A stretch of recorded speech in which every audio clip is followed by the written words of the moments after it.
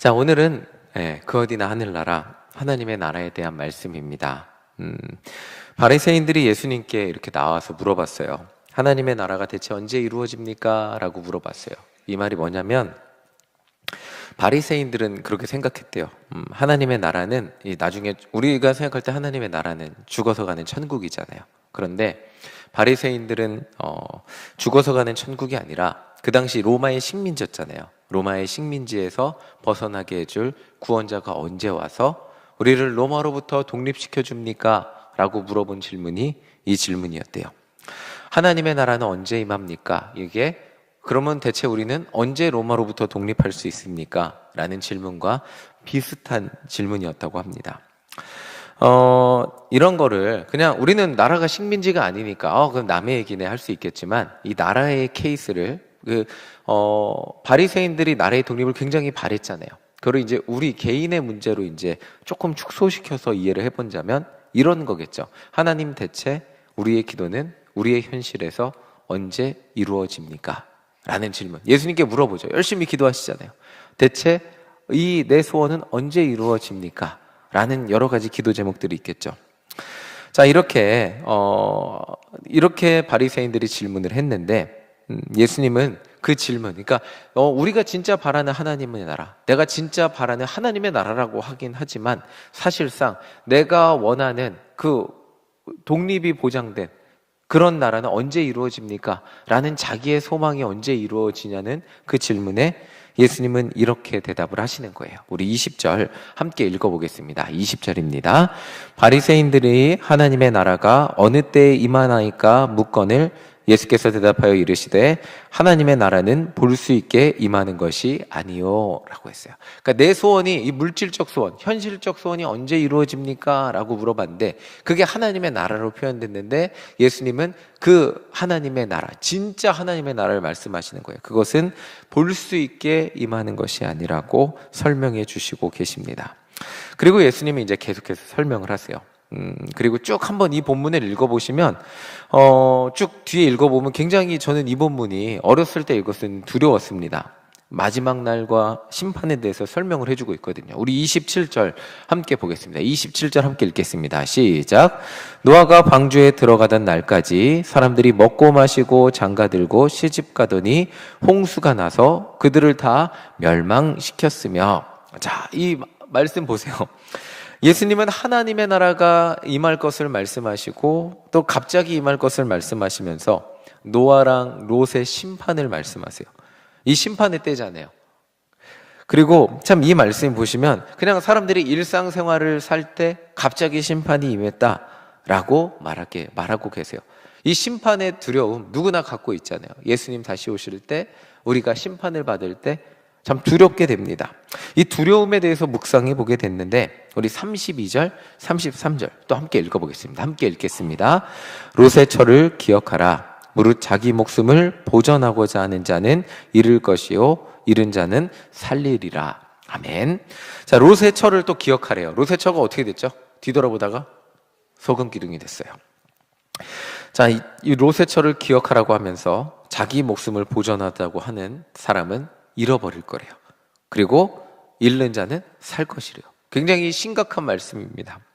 하나님의 나라에 대해서 이렇게 말씀하세요. 와, 이거 쉽지 않습니다. 하나님이 언젠가 여러분들 심판하실 건데 그 심판의 날 고난이 닥칠 것이고 그 고난의 순간에 자기의 목숨을 버리는 사람만 구원받을 것입니다. 자, 이렇게 이 고난과 박해 가운데서도 예수님을 포기하지 않는 사람, 그 사람만이 하나님의 나라를 얻게 될 것이라는 이 두려운 말씀으로 우리가 이해를 하게 되면 정말 진지하게 두렵습니다. 어린 시절 저는 이 말씀을 읽으며 두려웠습니다. 그 이유는 마지막 때 박해가 임할 것이 두려웠고 또 박해를 견딜 자신이 없었기 때문입니다. 자, 그렇다면 과연 이 말씀이 우리에게 이렇게 두려운 말씀인가? 예수님을 믿는 우리가 두려움 가운데 떨면서 마지막 날이 닥치면 어떡해? 그 전에 나는 이 세상에서 자연사 해야지. 예수님 재림하시기 전에 자연사 해야지. 이런 생각을 그냥 나 죽기 전까지 예수님 다시 안 오시고 마지막 때가 안 왔으면 좋겠다. 라고 생각해야 되는 말씀인가? 한번 다시 한번 살펴보겠습니다. 우리 21절 함께 읽어보겠습니다. 21절입니다. 또 여기 있다 저기 있다고도 못하리니 하나님의 나라는 너희 안에 있느니라. 아멘. 예수님이 이렇게 말씀하셨어요. 하나님의 나라를 현실적인 자기의 소망이 이루어지는 세상을 하나님의 나라라고 해석하고 기대하고 있는 바리새인들에게 예수님은 하나님의 나라가 먼저 너희 안에 있다고 설명하셨어요. 이 말이 현실적인 현물적인 눈앞에 보이는 것들을 기대하는 바리새인들에게는 이해하기 어려운 말이었는데 우리는 이 말씀을 다 이해하고 있습니다. 하나님의 나라는 여러분들 안에 있습니다. 아멘이시죠? 이해 안 되세요? 이해되지? 다 알고 계시잖아요. 이 말이 어려운 말이 아니에요. 하나님의 나라는 이미 우리에게 임하셨어요. 우리가 예수 그리스도를 믿을 때 예수 그리스도께서 우리의 마음의 주인이 되셔서 우리의 마음을 다스리는 우리의 존재를 다스리는 나라를 우리 안에 만드셨습니다. 작은 우리의 마음인 것 같지만 우리의 마음, 그 작은 곳은 하나님의 아들 예수 그리스도가 다스리는 핏값으로 사신 다스리는 나라가 되었습니다. 아멘이죠. 하나님의 나라는 이미 우리 가운데 임한 거예요. 그런데 이 말씀을 쭉 읽어볼게요. 왜 이게 심판의 말씀에서 우리가 어떻게 이해해야 하는지 쭉 한번 읽어볼게요.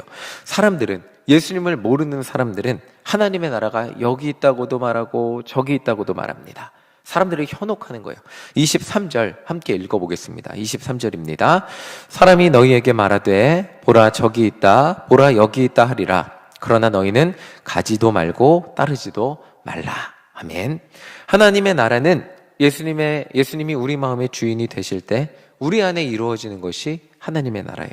그런데 예수님을 모르는 사람들은 하나님의 나라가 여기 있다고도 말하고요. 저기에 있다고도 현혹을 합니다. 바리새인들은 하나님의 나라는 메시아가 오셔서 독립시켜줄 나라야. 예수는 가짜야 라고 했고요. 오늘날로 말하면 역사적으로 말하면 수많은 이단들이 다른 구원자를 말했고요.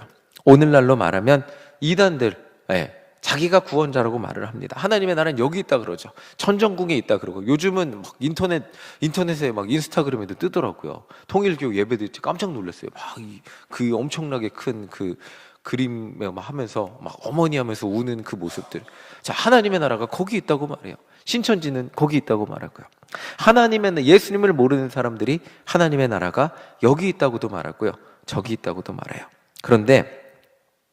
그런데 진짜 하나님의 나라는 우리 눈에 볼 수 없는 우리 안에 있음을 예수님은 가르쳐 주시고 계세요. 그것이 진짜 하나님의 나라니까. 자, 25절 우리가 계속해서 읽어보겠습니다. 25절입니다. 그러나 그가 먼저 많은 고난을 받으며 이 세대에게 버림받아야 할지니라. 아멘. 하나님의 나라를 만드시는 그분이 어떻게 한다고요? 먼저 우리의 죄를 위해 고난을 받으셨습니다. 그리고 이 세대에게 버림받은 분이 되셨습니다. 하나님의 나라가 어떻게 만들어지냐면요, 예수님의 고난 위에, 예수님의 피값 위에, 예수님의 그 희생과 버려지심 위에 지워진 거예요. 지어서 이렇게 올라간 거예요. 예수님이, 다시 말씀드리지만 예수님이 나를 위해 죽으심을 믿을 때 우리의 심령 가운데 이루어지는 나라가 하나님의 나라. 먼저 나를 위해 받으신 그 고난, 그리고 나를 위해 버림받으신 그 예수님, 그 사랑을 우리가 믿을 때 우리 안에 임하는 것이 하나님의 나라예요. 자, 그렇다면 이 해석을 가지고 쭉 더 계속 읽어볼게요. 27절 읽어보겠습니다. 27절입니다. 함께 읽겠습니다. 노아가 방주에 들어가던 날까지 사람들이 먹고 마시고 장가들고 시집 가더니 홍수가 나서 그들을 다 멸망시켰으며. 자, 노아의 방주 사건은 분명히 심판을 말하고 있어요. 그렇죠? 다 방주에 들어간 사람 빼고는 다 죽었어요. 하나님은 방주 바깥에 있는 사람을 물로 모조리 심판하셨습니다. 그렇다면 제가 함께 읽고 싶은 말씀은 마태복음 21장 12절입니다. 우리 함께 읽어보겠습니다. 함께 읽겠습니다. 예수께서 성전에 들어가사 성전 안에서 매매하는 모든 사람들을 내쫓으시며 돈 바꾸는 사람들의 상과 비둘기 파는 사람들의 의자를 둘러 엎으시고. 예수님이 이 땅에 오셨어요. 이 땅에 오셨죠? 그리고 십자가의 길을 가기 위해 하나님의 아들 예수 그리스도, 하나님의 나라를 이루어 주실 예수 그리스도가 이 땅에 오셔서 성전의 예배를 받으시는 주인이신 예수님이 그곳에 오셨는데 사람들은 그곳에서 뭐 하고 있어요? 장사하고 있어요. 그리고 그들에게 중심은 예배가 아니라 매매가 중심이었고, 물건 파는 게 중심이었고, 돈 버는 게 중심이었고, 먹고 사는 게 중심이었어요. 노아의 방주 시대에 그들이 먹고 마시고 즐겼던 것과 같이 이들이 예배의 주인이 되신 예수님이 성전에 오셨음에도 불구하고 그들이 예수님을 반기지도 않고 맞이하지도 않고 그들이 예수님을 알아보지도 않고 오히려 예수님을 전혀 모른 채 그들은 자신들이 먹고 사는 것, 그 매매하는 것, 장사하는 것, 이것들이 중심으로 그런 모습들을 보여줬어요. 자, 예수님은 그런데 이 성전을 정화하셨어요. 그래서 성전을 정화하시고 그 사건 이후에 예수님이 십자가의 길을 걸어가셨습니다. 그리고 십자가의 죽음을 당하셨죠. 여기에서 중요한 포인트가 있어요. 예수님은 온 인류의 죄를 대신해서 십자가에서 죄의 심판을 받으셨어요. 우리의 죄를 대신해서 죽으셨다는 말. 이 말이 뭐냐면 우리의 죄를 대신해서 심판받으셨다는 얘기예요. 그러니까 노아의 방주의 예를 들자면 노아의 방주는 방주 안에 있는 사람만 살았지만 예수님은 방주 바깥에 있는 사람들도 구원하실 능력이 되시기 위해 그 당시 방주 안에 있는 사람이 누구겠어요? 예수님을 믿는 제자들 정도밖에 안 되겠죠. 그런데 예수님을 모르는 수많은 세상의 사람들을 위해 그들의 죄를 짊어지시고 그들이 하나님께 받을 심판 대신 십자가에서 그들의 죄를 대신 지시고 죄의 심판을 받으셨습니다. 자, 이것이 예수님이 십자가에서 이루신 일이에요. 자, 그렇다면 롯의 이야기를 한 가지 더 살펴보겠습니다. 우리 31절 함께 읽어보겠습니다. 함께 읽겠습니다. 시작. 그날에 만일 사람이 지붕 위에 있고 그의 세간이 그 집 안에 있으면 그것을 가지러 내려가지 말 것이요 밭에 있는 자도 그와 같이 뒤로 돌이키지 말 것이니라. 아멘. 자, 이번에는 천사가 와서 롯의 가족을 이끌어 가고 있었어요. 근데 롯의 아내가 미련을 버리지 못하고 자신이 살던 곳에 미련을 버리지 못하고 뒤돌아봤을 때 소금 기둥이 되었습니다. 자, 예수님은 방주 바깥에 있는 사람이라 할지라도 그 사람들의 죄를 위해서 죽으시고 예수님만 믿으면 그 마음에 하나님의 나라가 임하는 구원의 길을 열어주셨어요. 그 예수님이 십자가에서 이루신 엄청난 일이에요. 이전에는 방주 안에 있지 않으면 구원받을 수가 없었어요. 그런데 이제는 방주 안에 있지 않아도 예수님을 나의 구원자라고 믿으면 예수님이 그들의 방주가 되셔서 구원받을 수 있는 길이 열렸어요. 그런데 그럼에도 불구하고 그 길이 열렸음에도 불구하고 여전히 세상의 미련을 버리지 못하고 여전히 세상에 천사가 이끌어 가잖아요. 예수님이 그들의 삶을 이끌어 가잖아요. 예수님을 믿으면 구원을 받을 수 있잖아요. 예수님이 나의 구원자라는 것만 믿으면 구원을 받을 수 있는데 여전히 세상의 미련을 버리지 못하고 뒤돌아보는 사람이 존재한다는 것입니다. 예수님은 구원의 길을 열어주셨는데 우리는 그 길만 따라가면 천국이라는 구원의 완성을 이루게 될 것인데 여전히 세상의 미련을 버리지 못하고 뒤돌아보는 심판받을 저 땅을 뒤돌아보며 안타까워하는 사람들이 존재한다는 거예요. 우리도 마찬가지겠죠. 우리는 자꾸 의심하며 신앙생활을 합니다. 가끔 천국과 지옥이 진짜 있을까? 이런 생각이 들 때가 있었습니다. 지금은 아니죠. 제가 신학교 때 가장 고민했던 겁니다. 천국과 지옥이 진짜 있을까? 내가 죽으면 그냥 끝 아닐까? 하나님 진짜 있을까? 정말 이런 생각들이 제 머릿속을 스쳐갈 때마다 고민이 되었습니다. 그리고 신앙생활을 하다 보면 우리에게 찾아오는 회의감이 있습니다. 우리가 걸어가는 이 길이 진짜 맞는 길인가? 이 길만 가면 천국에 간다는데 진짜 내가 제대로 신앙생활을 하고 있는가? 확신이 없는 채로 신앙생활이라는 그 길을 걸어가고 있습니다. 그러나 구원받은 하나님의 백성으로 살아간다는 말은 이제 더 이상 이전의 삶의 모습으로 뒤돌아볼 수 없다는 것을 의미합니다. 흔들리지 않고 옆을 보지 않고 뒤를 보지 않고 나의 구원자 되신 나의 앞서가신 그 길, 먼저 그 길을 걸어가신 길이요 진리요 생명 되신 예수님이 길이잖아요. 먼저 그 길을 걸어가셨기 때문에 길이거든요. 그 길 되신 예수님을 그분만 보고 따라간다면 우리는 하나님이 예비하신 저 천국에 이르게 된다는 것이에요. 그렇기 때문에 이 예수님이 지금 하나님의 나라가 너희 가운데 임했고, 예수님은 너희들을 위해 죽으셨고, 노아의 방주, 이 예수님은 그 수많은 사람들, 예수님을 모르는 사람들을 위해 십자가에 못 박혀 죽으셨고, 그분을 영접하기만 하고 그분을 붙들고 따라가기만 하면 천국 간다는 약속의 말씀이 오늘의 말씀이에요. 우리가 심판을 두려워하지 않을 것은, 심판이 두렵잖아요. 왜? 예수님이 없을 때만 두려운 거예요. 예수님이 나의 구원자 되신다면 무엇이 두렵습니까? 이미 내 죄를 다 덮어주셨는데요.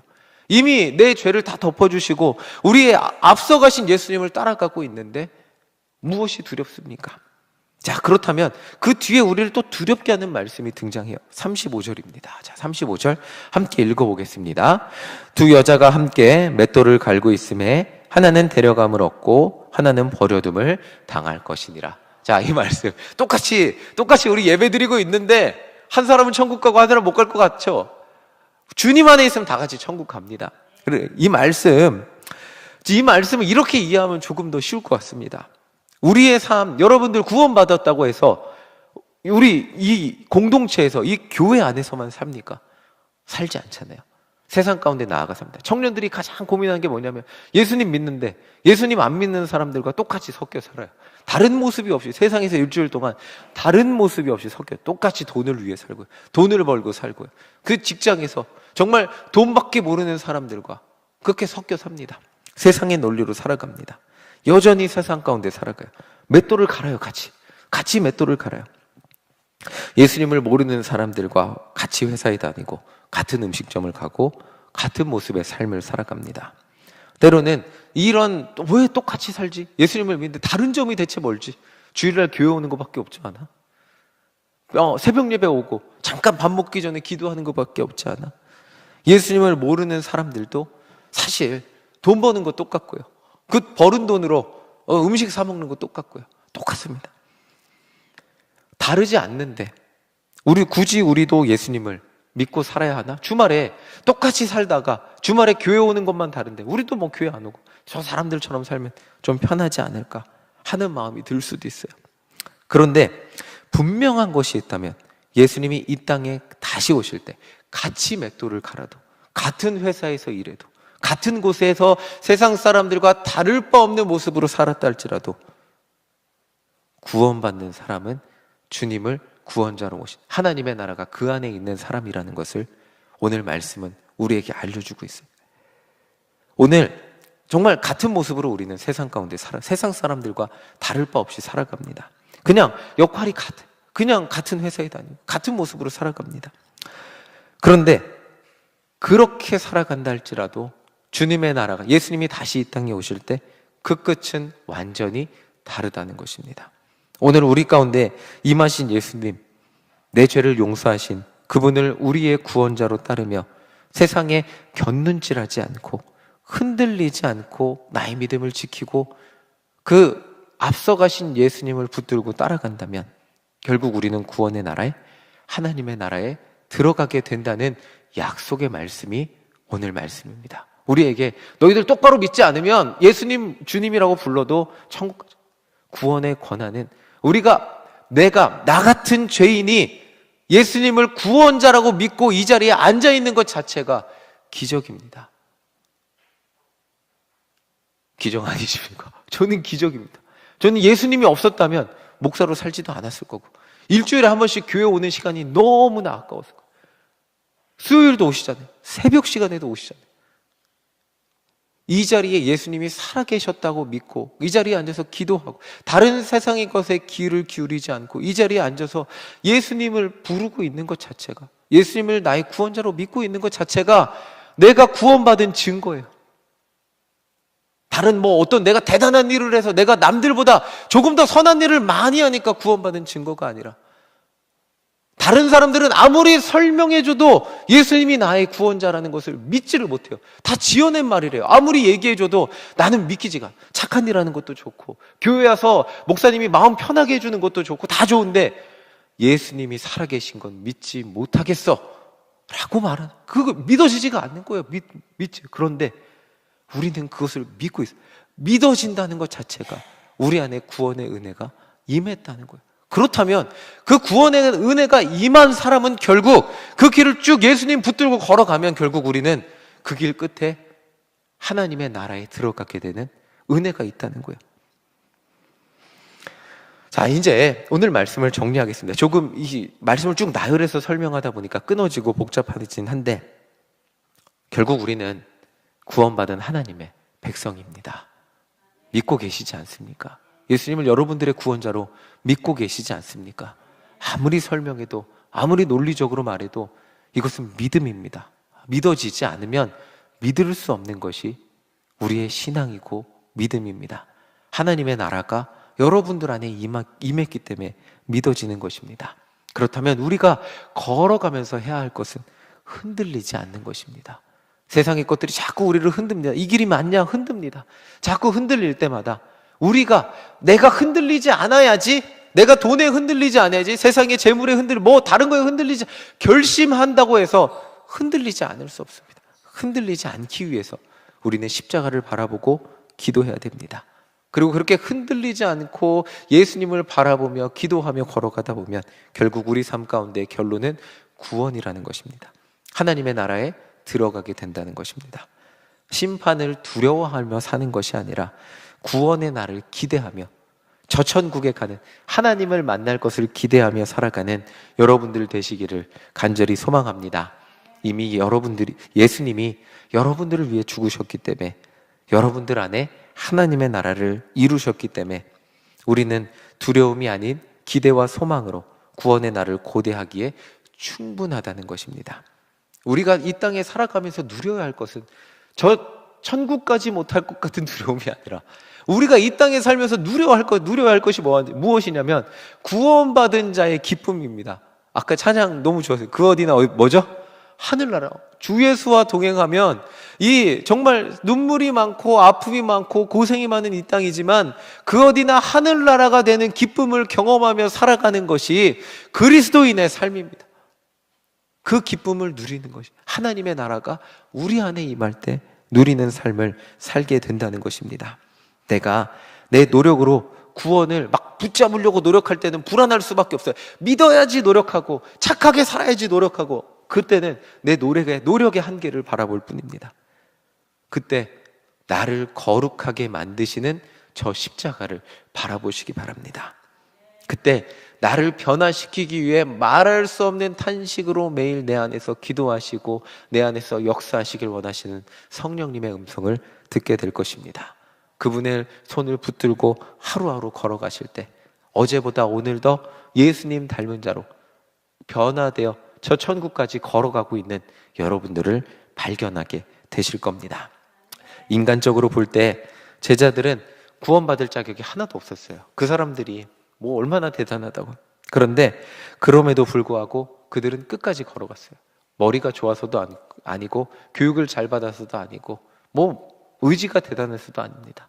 베드로는 바로 도망갔죠. 인간적으로 그 사람들이 끝까지 걸어갈 수 있는 그런 자격은, 능력은 아무것도 없었어요. 그런데 예수님이 그들을 끝까지 붙들어 주셨어요. 오늘도 우리는 연약합니다. 오늘 기도하고 돌아가면 또다시 넘어질 수도 있고요. 또다시 세상의 것에 한눈 이렇게 두리번 하게 마음이 흔들릴 수 있습니다. 그런데 그때마다 예수님의 십자가를 바라보는 여러분들 되시기를 간절히 소망합니다. 여러분들 마음 안에 이루어주신 하나님의 나라, 그 예수님이 여러분들을 천국까지 인도해 주실 줄 믿습니다. 그것을 기대하며 오늘도 기쁨으로 그 길을 걸어가는 우리 모두가 되시기를 간절히 소망합니다. 아멘.